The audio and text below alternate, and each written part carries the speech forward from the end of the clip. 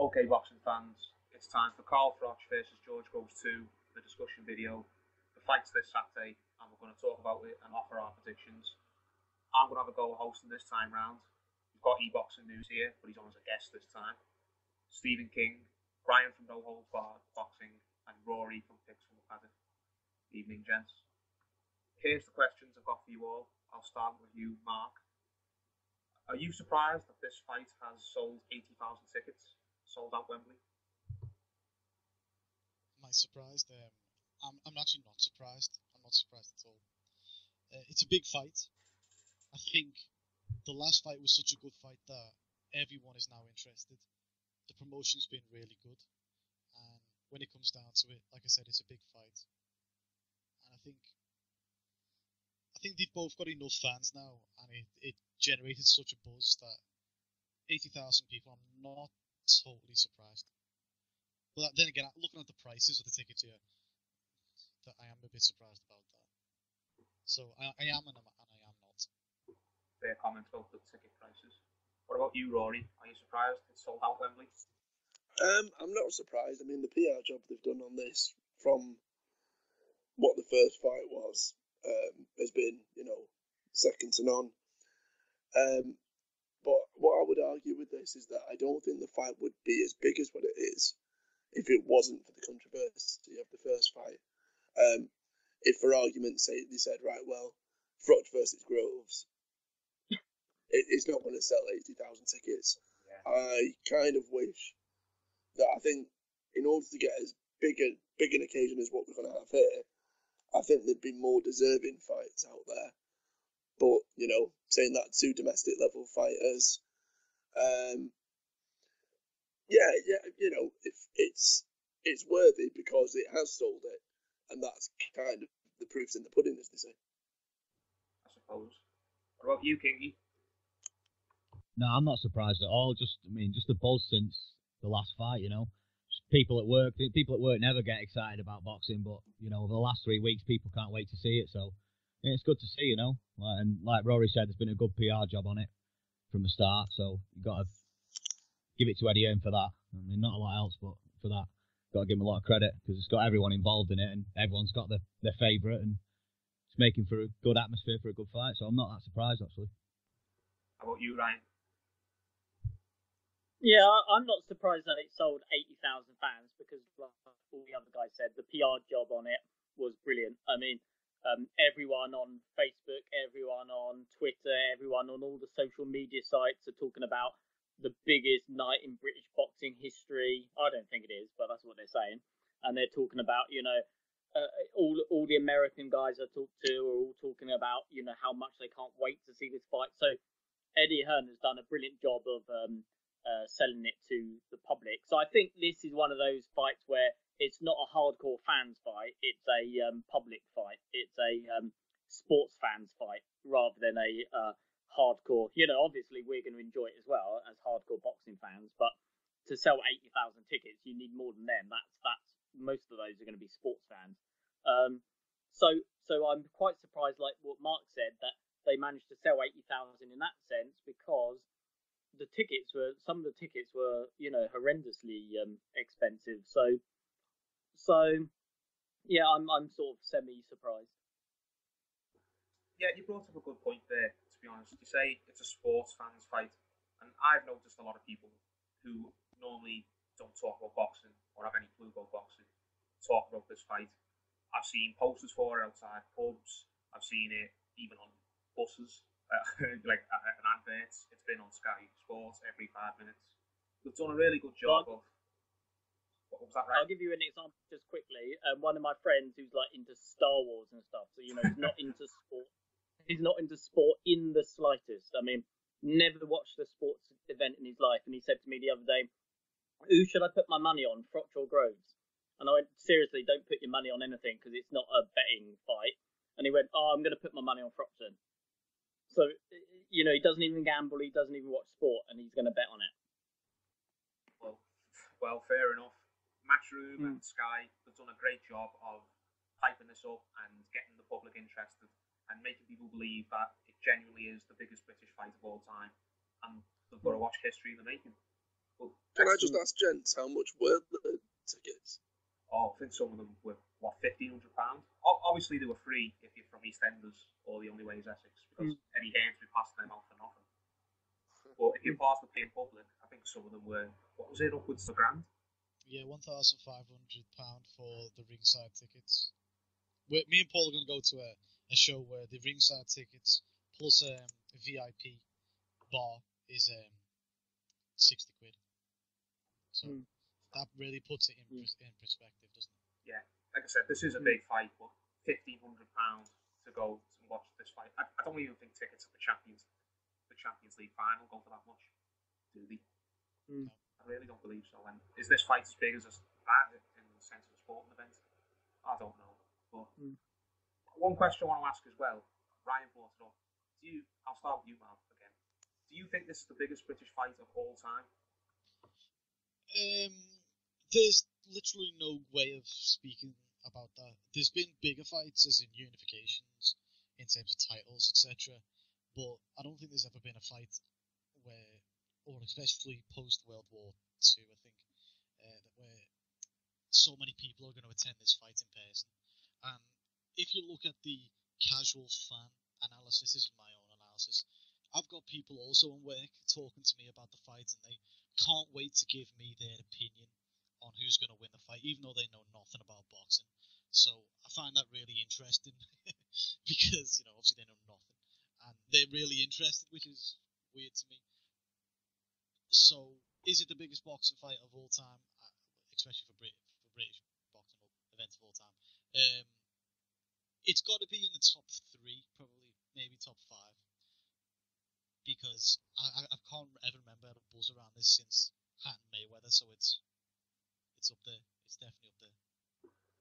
Yeah, you mentioned Hatton Mayweather. That was another big one. I think there's Eubank Ben, obviously, isn't there? Lennox Lewis and Frank Bruno was quite a big one as well. And they fought for the heavyweight title. Yeah, like I said, those were unification bouts. You know what I mean? Yeah. Some of them unificate big title fights, heavyweights. Obviously, Ben and Eubank win, but they've outsold that one, and the hype has been something almost mesmerising. If only all British boxing got like a fraction of the coverage that this fight has got, boxing would be in a good place. But that's the difference. It doesn't. You can't literally turn on TV nowadays and not see Froch and Groves. If you a few months ago, if you put on the TV and you tried to see any boxing on Sky Sports News, you wouldn't see it. So it shows a big divide really in the PR. Do you agree it's the biggest fight in Britain of all time, Rory? Yeah, it's going to be up there, like Mark said. I'd say easily top 3. Not necessarily on the merit of the actual fight itself. I just think of the atmosphere and the buzz that's been generated puts it up there more than anything. Like Mark's touched upon, I think Sky Sports has been running sort of back-to-back, sort of 7-hour long sort of showcases of each of the fighters' previous fights. They've had an hour-long show about the tactics, an hour-long show of like sort of a face-off. The gloves are off between the two of them. An hour-long show about what underwear Carl Froch wears. Pretty much no stone has been unturned. I mean, they even had a gloves are off special where footballers were sat around the table discussing the fight. Footballers who've never laced up gloves in their life. And just talking got about the fight as well. Exactly, yeah. And I think it depends how you want to judge it. If you were to judge it on the quality of the fight, I would say that it shouldn't be up there. There's certainly been bigger names that have fought each other. If you judge it on the amount of buzz that the fight has generated, then yeah, I'd probably say it was number 1. Okay, fair enough. Kingy, do you believe it's the biggest British fight of all time? Or do you believe there's something else that was bigger? I pretty much believe what Rory just said, really, to be honest. That if you're going off the buzz and the excitement for it, yeah, I would say it's up there, probably up there with like Ben and Eubank, the rematch, which was was a big buzz about that rematch. But off merit, like you said, it's not it's not the best fight with two of the best fighters we've had take each other on, or the most, closely contested fight that'll be. But for the buzz, it's definitely up there without a doubt. Yeah, because people have got to realise the winner of this fight won't even be number one in the division. Unfortunately, because we won't mention his name. It's not a video about him. Ryan, you said earlier on you don't believe it's the biggest British fight of all time. Why do you feel that way? Well, I mean, like, look at something like I was reading the other day. Jock McAvoy, the light heavyweight, he won the world light heavyweight title against Len Harvey, who famously fought in every single weight class of his era. So, although I don't know much about how they were seen at the time, they're very famous names, and I presume that they were really highly respected. And I was reading that when Jock McAvoy won the title, the vacant title in their fight, 90,000 fans were there at I can't remember what stadium it was now. I think it was at a stadium which no longer exists. Was it the old So, Wembley? I don't think it was the old Wembley, but it was somewhere in London. It might have been, I don't know. But when he won, I read that apparently there were 90,000 fans there, so there are actually more. I think that's what they mean when they talk about post-war records. They always say post-war, don't they? And I think it's because post-war there's been, Stadia doesn't seem to hold quite as many people, and there's more health and safety regulations and all that. And also when Ted Kid Lewis fought Georges Carpentier in the 20s, I think. Yeah, 20s it was. For the world heavyweight title, that was Ted Kid Lewis was a bantamweight. I mean, he'd moved up all the way from bantamweight, and he was fighting a guy at heavyweight. Although Carpentier fought in every division as well, though, mate. But the winner of that was going for the world title, so if he'd have won that, he'd have had a shot at Dempsey. But exactly. He famously got low blowed, I think, didn't he? But, yeah, he got beaten in the first round. Yeah. And I think wasn't he? He put his gloves down or something. Yeah, that was it. Sorry, he put his hands down. Sorry, pal. Yeah, and he got knocked out. And then there was probably Joe Calzaghe Lacey, which I don't think was quite as built up as much as this one. There was Lennox Lewis Bruno. John Conte fought a few people who were quite big. Henry Cooper Ali, but I don't know if that counts because it's got an American, same as Joe Calzaghe Lacey. So yeah, I agree with Rory that there's probably been dozens or even hundreds of fights which were bigger in terms of better quality, at least dozens. But this one does have 80,000 fans attending, and most of them probably won't even be boxing fans. They'll be like football fans who have come to the boxing for the night, which is probably more difficult to get because if you're a fan of boxing, you probably just turn up to boxing events. So in that sense, it's quite amazing that they've managed to get so many fans along. So yeah, so I think it's really big, probably like top 10 because of the sheer quantity of people. But I don't think it's quite as good a fight as, say, Ben Eubank or even Lewis Bruno and some other fights that have happened on these shores. Yeah, and I agree with what a lot of you have said, to be honest.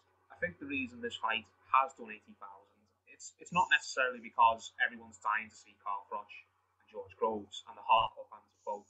I think it's to do a lot, with social media, with Twitter and the back and forth banter they've got, and the both and all the stuff that's happened, like the shoving at the press conference. It's captured the imagination, hasn't it?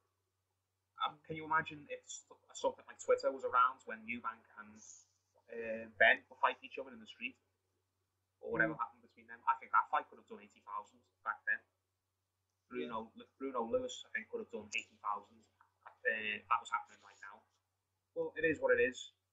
Carl Froch and George Groves are in the right time period. And I think also one other thing to remember is don't forget that at the time when Lewis and Bruno fought, there'd been a lot of incidents in the ring in Great Britain which had changed the safety. The boxing in the early 90s in Great Britain was really on a sort of keeping its head down. It was trying to keep its head down, keep away from the media.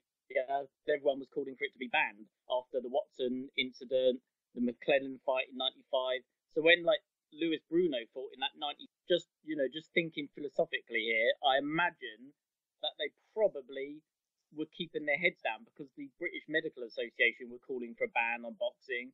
So I do think as well, did they really want 80,000 screaming fans in the stadium? Yeah. Imagine if anything had gone wrong. I can imagine that would put a nail in the coffin of British boxing. So I think at the time they were playing like goody two shoes, whereas now the calls for boxing to be banned and all that have been, the other day I was reading that only one boxer has died in the ring in the last 20 years in Britain. So, we're at a completely different era now of safety and etc. Can I just add the points as well? Sorry, Paul. Yeah, go ahead. The other thing no one else has picked up on is controversy sells. No one has opposed Exactly.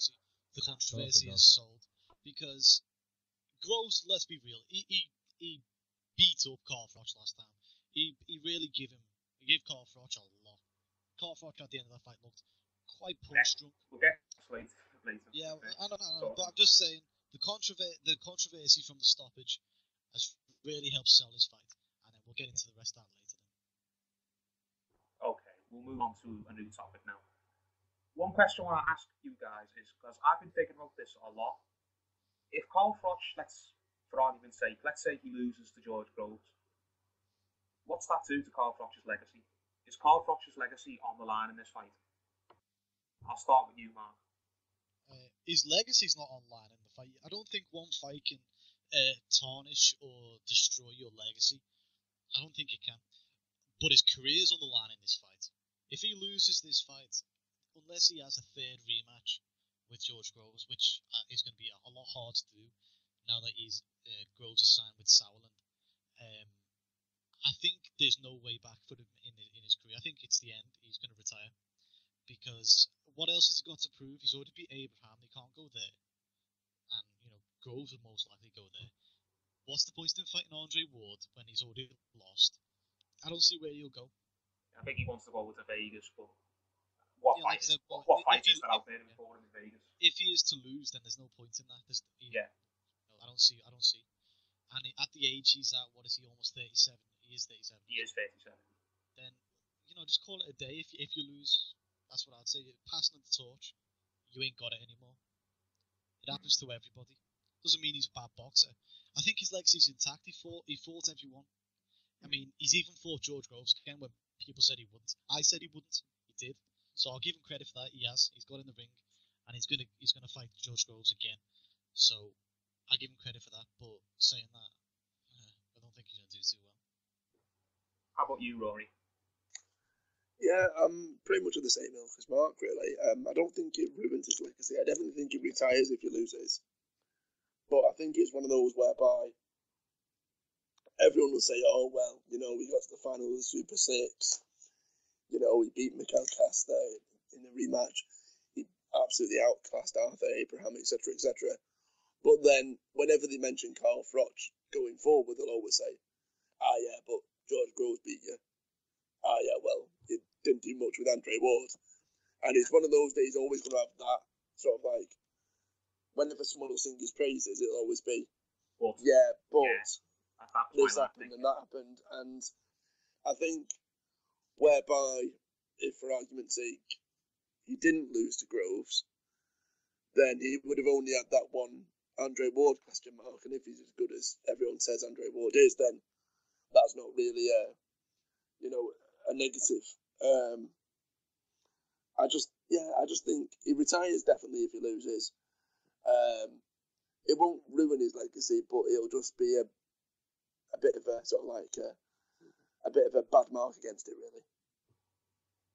What are your thoughts, Kingy? No, I don't think it'll ruin it because if he loses, it'll be his last fight, won't it? And you don't really hold it against the guy's last fight because a lot of the time you say, well, yeah, he was past it, he was 37, he'd been in a load of wars, that kind of thing. I mean, most great fighters lost their last fights, didn't they? Because sometimes you need a loss to tell you that you've had enough, So I don't think it'll hold that much against him, really. I think he's achieved quite a lot from, where he's come from and that.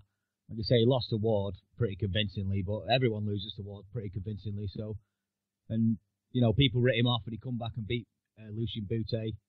He's had some very good wins, so I think his legacy is intact. But if he were to lose, I do think it will be the end for him. Right. Do you want to offer your thoughts, Ryan? Yeah, and I think that he deserves a place in the Hall of Fame, and I'm not sure if he'll get into the Hall of Fame because, and this isn't meant to, not the American board who vote them in, but I do think there is quite a bit of bias towards American fighters, which I think there should be, because I think there should probably be around 80% North American fighters, and then 20% from the rest of the world. It would just make more sense because there's so many great fighters from, say, Mexico and America. But I mean, if you have a look at Cole Froch's record, we've all talked about his reign where he's fought, what is it, about now 10 opponents on the trot who have been world class, with the only question mark being Yusuf Mack, who was still coming down from light heavyweight, so it wasn't as if he was fighting a smaller guy naturally. And he's beaten Brian McGee, who went on to win European title, went on to challenge Lucien Boutte. He beat Jermaine Taylor, and some people say, oh, Jermaine Taylor was past it. Fair enough, but then on the other hand, Jermaine Taylor was winning the fight, so he couldn't have been that past it if he was winning the fight for 12 rounds, nearly 12 rounds. Jean Pascal went on to beat the best light heavyweight in the world in Chad Dawson. Jean Pascal was undefeated at the time. He went on to be the undefeated or the undisputed light heavyweight champ. Andre Dirrell has gone on to show that, in the very next fight, he beat Arthur Abraham. Mikkel Kessler, I actually thought he edged the first fight with Mikkel Kessler, but let's just say he lost to him. Mikkel Kessler was one of the best fighters of his era at the weight. Arthur Abraham was meant to knock his block off. He didn't. Glenn Johnson is always a dangerous fighter. Andre Ward is pound for pound probably the best in the world. Lucien Boutte was meant to win. I thought he would win as well, to be honest. Mikkel Kessler, again, he'd only lost twice. And then George Groves, he stopped late on. And, there might have been controversial circumstances, but there's every bit of an argument to be made that he would have stopped him anyway. There's both sides of the coin. So I think that's a Hall of Fame record myself, because if you're losing to one guy, Andre Ward, who is the best fighter of the era, then it's a bit harsh to say to that guy, oh well, you beat everyone except the best. And then the Hall of Fame has done the same to Nazim Hamed, Nigel Benn, Chris Eubank, and that's what I'm talking about with British fighters. So I think a lot of them deserve to be in.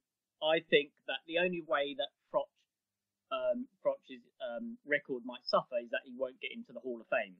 But I don't think that his legacy will suffer from those who know about boxing. Those who know about boxing will say he was a great fighter.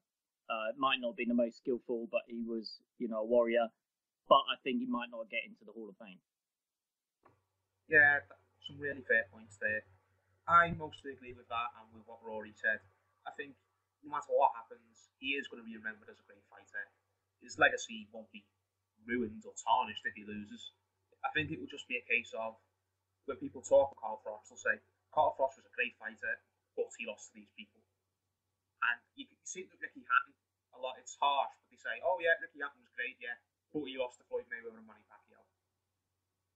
It seems harsh, but that's just how people talk about him. And I think that's what might happen to Carl Froch, especially if he loses in a bad way to George Groves as well. Say he gets knocked out early or something. People will say, oh yeah, Carl Froch had this great career where he won a lot of top fights and beat a lot of top opponents, but he lost pretty bad to Andre Ward, who was the best in the world. And yeah, he kind of got knocked off the perch at the end. And we know Froch is a proud guy. He's got a big ego. I really don't think he'd want that to go into retirement with that monkey on his back. So, yeah, it seems harsh. If he loses, people are not just going to suddenly call him shit or anything like that. He's not going to have a ruined legacy, but his legacy might not be what he wants it to be remembered as. But anyway, we'll move on. We'll talk about the actual fight itself now and how it will go. I'll start with you, Mark. George Groves has said in the lead up to this that this is a 3-round fight for him. He knows exactly what he's got to do, and this is going to be like Hagler Hearns. He's just going to charge at Froch, and he's going to take him out early. Do you believe him, or do you think he's just going to do what he did against James DeGale and fight off the back foot and get him his fight? No, right. Everything I've seen up to now suggests that Carl Froch believes him, that he's coming out for a fight, and this is from watching sparring footage and stuff like that. That Carl's getting ready for a toe-to-toe battle, And George is actually, in my opinion, I think what he's going to do is he's going to use that as a mind game, and he's going to come out and box to a unanimous decision. He's got faster hands, we know that. He's got faster feet, we know that. Undisputable facts. It's true. Carl's got the length, but it don't matter about that because speed offsets natural attributes. Okay, so George, I think, is going to box him, and then maybe in the later rounds he might come on, throwing a lot of power punches, or every now and again he might come on throwing significant amount of blows. But for the most part, I'm looking at George Groves is going to come out and actually box him this time, not fight him. I don't believe what George Groves is saying. It's mind games. What about you, Rory? Do you think George Groves is bluffing when he says he's going to come out and try and take Froch out early? Yeah, I think what you'll see from Groves is similar attributes to what you saw in the first fight, but just at a more sort of, I say leisurely, not like he'd be taking it leisurely, but more of a rigid set motion rather than going in and steaming in head first. I think what probably cost Groves the fight, other than what was a pretty horrendous stoppage anyway, was the fact that Groves in the first fight had such good success in the first round by putting, Froch on his arse, that Groves kind of believed it. Then he was like, "Blooming heck, I've just put him down." In this case, game plan out the window a bit. I'm not gonna, save myself for 12 rounds. If I can get Carl out of the ring now, let's do it. Let's go for it. And I think he'll do similar to what he did in the first round. In the first fight, but be a lot more switched on about it. Not storming, head first. Even if he does get that good bit of success, he needs to pace himself through that fight. What are your thoughts on it, Kingy? How do you think George Groves is going to approach this? Yeah, I agree with Rory. I think he's going to take his time a lot more this time. And he's going to use his jab a lot more on the back foot. He's got a lot quicker hands. He's got a lot better jab than Carl Froch. I mean, in my opinion, Carl Froch has only got the chin over him and maybe stamina. But apart from that, I think Groves has got every other attribute on him. So I think he needs to take his time, get some rounds in the bank, because Froch is always a slow starter. And then when Froch tries to go through the gears, then Groves needs to go through the gears himself to nip him in the bud and keep on top of him. Maybe hurt him then, wear him down a bit first, and then look for the, points decision, which I think he's going to get. What are your thoughts, Ryan? I think, I agree with, I think it was Mark who said that George Groves is going to box smart. Or everything that he said about knocking him out and all that, I think it's just mind games. De Gale and Groves did the exact same thing, and we were waiting for like a fight of the year contender, and it happened. And it happened to just be nothing more than a chess match in the end. And I think that's what this one's going to be. I think the fight of the year contender was the first fight. I don't think we're going to see anything like that this one. We might see like a couple of good rounds, but it's not going to be a brawl fest, because if it is, it's going to favour Cole Froch. And I think Groves probably knows that. And I think he's going to try to stay away. Yeah, he floored him in the first round in the last fight, but as the fight progressed, it was becoming Froch's fight. So I think that George Groves is going to fight a smart fight from the beginning. It's going to look like the De Gale fight. And aside from a few tough rounds, I think Groves will probably edge a points decision. But I say edge it because even if he wins it by, say, 4 rounds or whatever, it's going to be a lot closer on the cards, like it was in the first one. Well, we'll talk about what we think will happen at the end a bit later. But yeah, I agree with what everyone said. I don't think George is going to charge at Carl with his tail up and wanting to get it over early, because I think that would be suicidal, to be honest. Froch is going to expect George Groves to charge at him. He's trained for a war. If George Groves has got any common sense, he will not play into Carl Froch's hands. He knows Carl Froch can only fight one way, or likes to fight one way, and that's just having a tear up with his opponent. And George Groves is a lot of things, but he's not tougher than Carl Froch. And if he decides to have a war early, I think he's going to come second, if that happens, personally. But we'll move on to Carl now. Carl, it's been said in the first fight, did not look very good at all. Got dropped in the first round, took some massive shots in the rounds after that, looked pretty much out on his feet at times, and I think didn't even remember that he'd been knocked down by the time it was over. He took so much punishment. What do we think Carl can do next in this fight to change what happened last time? What do you think he'll have worked on in training? What do you think his game plan will be? I'll start with you, Mark. Basically, I don't think he can do anything differently. Okay. You can't teach an old dog new tricks. The only thing he can do differently is maybe he can tell everybody that he's going to take this more seriously. But if you don't remember the first press conference, because I remember it, because I've got it on tape, he said, "I'm strong, I'm fast, Rob McCracken's in the house." I remember it. I'm an international superstar. An international superstar. I'm this, I'm that. He's disrespectful. He's getting whooped. He said all this. None of that happened. Okay. Now, he said afterwards, I didn't take it seriously. I wasn't as fast. I wasn't as strong. But this time I'm going to be different. You're contradicting yourself, Carl. Carl Froch contradicting himself. No. Exactly. So what I'm saying is, if we're going to say that what he's saying now is the truth, how do we know what he was saying before wasn't the truth? We don't know.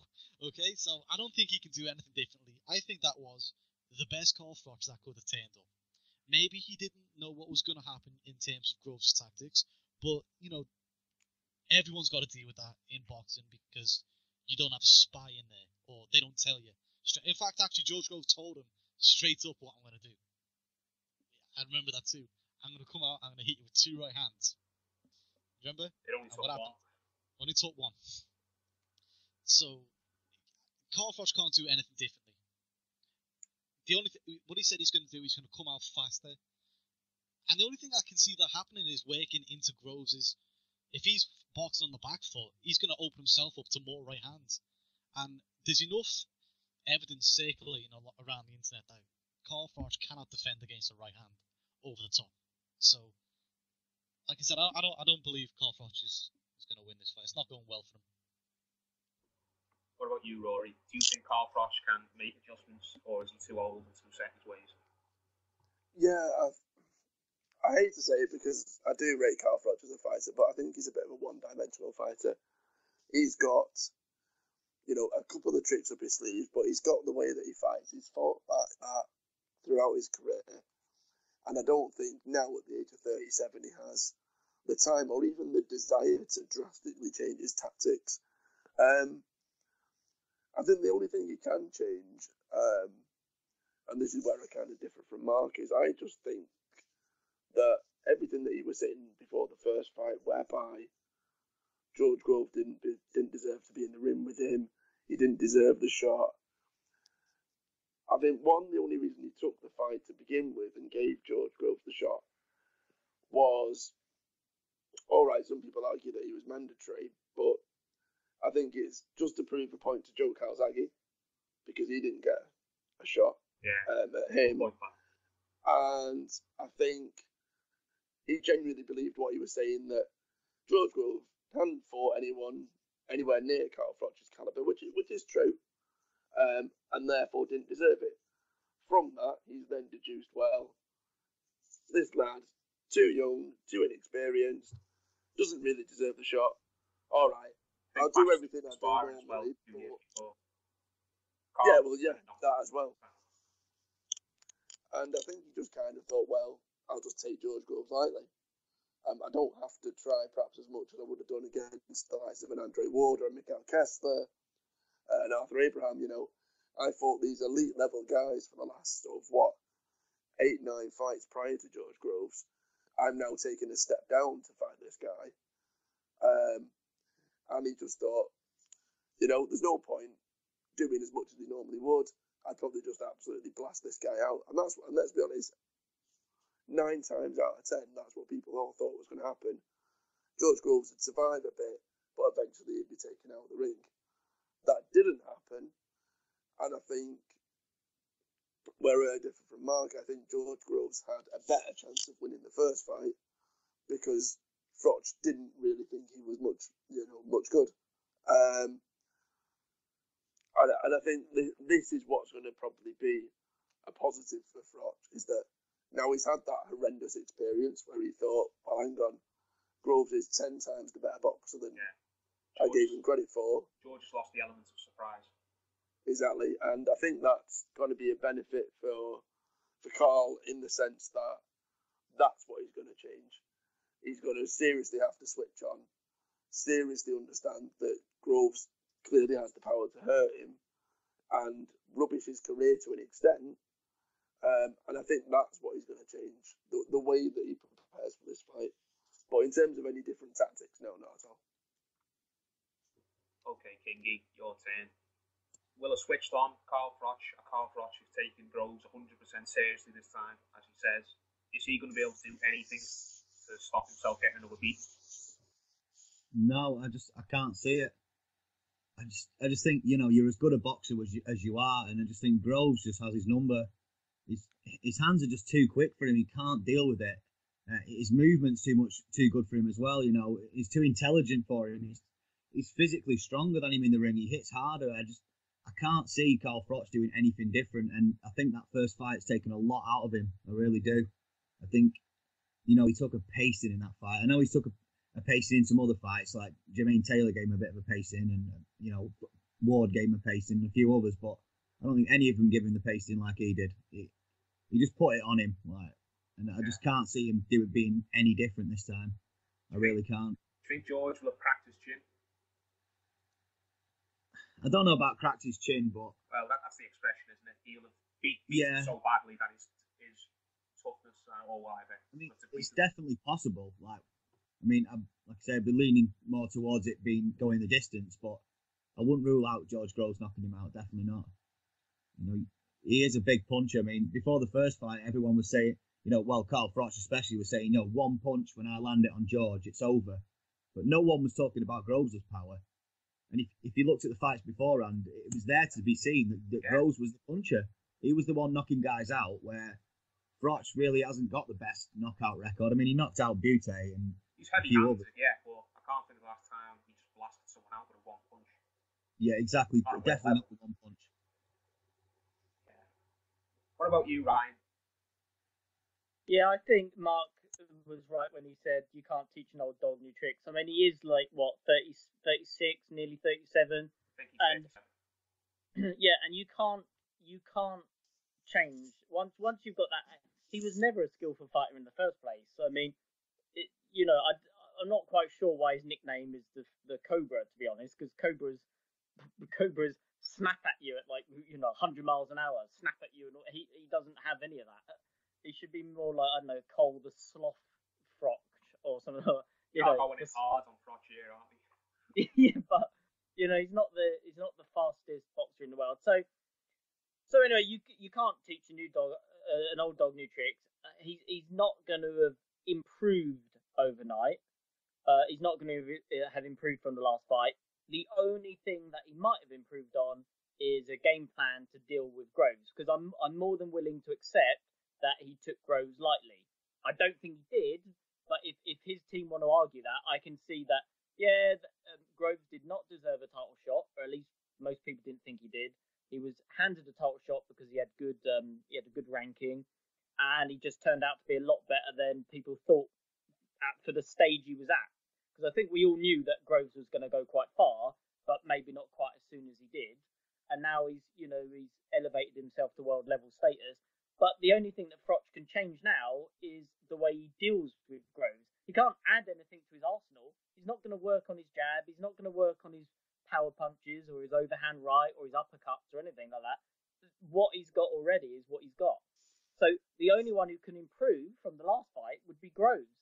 And I think what Groves will be improving on is not being naive. I think he's going to not be so hot-headed as he was last time. If he is hot-headed and he goes in there, then I think he's ruined his career, because I think he's a much smarter boxer than maybe people give him credit for. So he's got to go in there. He's got to box smart. He's got to bore the fans. It's not up to them what they get. Yeah, they pay good money, but that's their problem. Nobody forced them to pay the money. He's got to bore the pants off of Cole Froch. He's got to box on the back foot.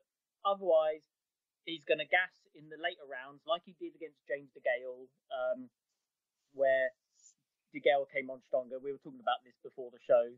I think it was Rory who was mentioning the DeGale fight and how DeGale won the majority of the later rounds as George Groves started to gas, or maybe became a little bit, what's the word? Just became a little bit shoddier as the fight went on. And if Groves isn't on form late on, Froch is going to be able to stop him because he's done it, plenty of times. So yeah, I think that George Groves has got to box smart, and Cole Froch can't do anything that he didn't do in the first time round. Yeah, I pretty much agree with that. I think Mark summed it up best. You can't teach an old dog new tricks. Carl Froch is the way he is. He's always been the way he is, and he fights pretty much the same in every fight. He's got toughness, he's got heart, he's got the will of a champion, but he doesn't have hand speed, he doesn't have foot speed, he doesn't have the ability to change tactics in the middle of a fight. His jab was shown in the last fight to be not as good as George's. Apart from being more mentally switched on and expecting the right hand to come, because last time he didn't see that right hand that George clocked him with. He walked straight onto it, and he clearly didn't take Groves' power seriously. He probably thought to himself, oh, so what if George hits me? He won't be able to hit me anyway. He certainly won't think of that this time. So maybe him and Rob McCracken will go into this fight thinking, okay, we've got to be on this every single second of this fight's going. We can't switch off for a single minute or George will hit me. But in terms of having more success in the exchanges, I just don't see what he's going to be able to do, personally. George is just a lot faster than him, has a better jab than him, and has shown that I'm trying to look for a word, he's stronger than him. He's just an all-round better athlete, it seems, when they exchange punches. So for Carl, no, I don't think we're going to see a miraculous new Carl Froch turn up overnight.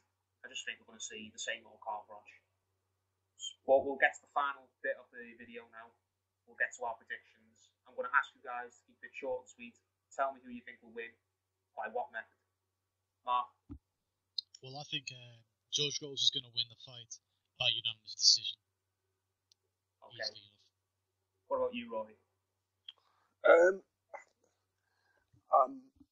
keep going back and forth with this. I think he's going to go one of two ways. Well, of course, it'll go one of two ways, bar a draw. But I think if Groves is patient, Groves wins on points. If Froch draws Groves into a fight, Froch KOs him in the final 4 rounds. If you had to put your last pound on it. If I had to put my last pound on it, what I think will probably happen is that Groves will probably be patient to begin with. I think 80,000 fans will get annoyed at his tactics. He's 26, he's quite naive. I think if you've got 80,000 people on your back, that will draw him into a fight. And I think Froch KOs him late. Okay, we've got one for Groves, one for Carl. What about you, Kingy? Who are you picking? I'm going for Groves on a clear, unanimous decision, but I would not be surprised in the slightest if it ends up being a draw or Carl Froch gets given the decision. Eddie Earn's been known to do this before. I mean, the state of the judges' cards in the first fight shows us that can happen, so I think Groves will win it clearly. Whether he'll get it or not is another question. Oh, heaven forbid it's a draw or we get a robbing decision. I can't be doing with a fair fight. I just can't. It's the matchroom way, though. We know that. Maybe. What? Okay. You're going for a Groves decision, yeah? Yeah. Okay. We've got 2 Groves decisions and 1 Froch stoppage. Ryan?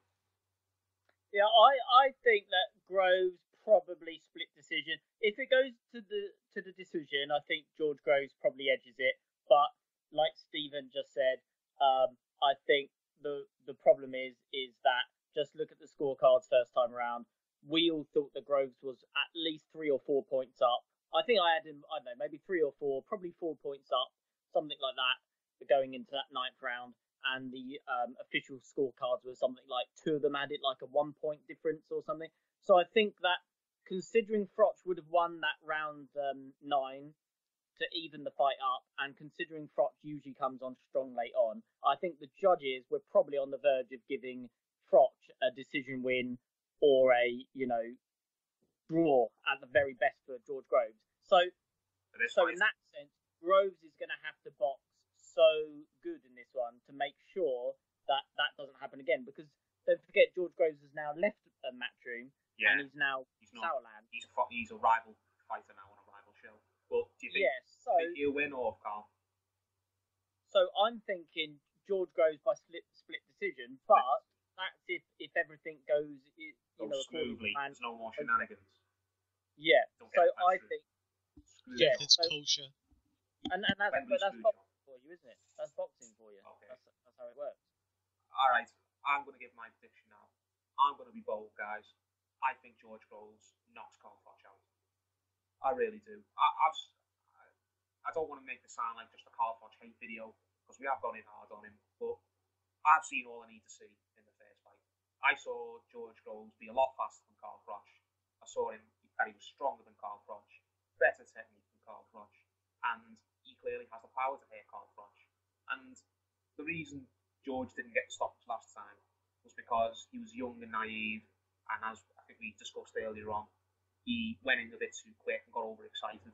Whereas this time, he will know what to do if he gets Carl hurt. Carl, we've said, I don't think he's going to be able to change anything. If he manages to go the distance or even win the fight, then fair play to him. I've got it wrong, but I'm going to put my cards on the table. I think George Groves hits Carl Froch again early, but this time I think we'll get a few more rounds of brutality, like in the first fight where Carl's getting tagged, and I think this time George will hit him enough that maybe the referee jumps in and stops it fairly. So I'm going to go for George Groves to knock Carl Froch out in the first 6 rounds. But this was an awful long video. It's a very big fight though, so I guess it deserves a big long talk. Thanks for listening, guys. I hope you enjoy the fight, and please God, don't let there be any controversy. Thanks for listening.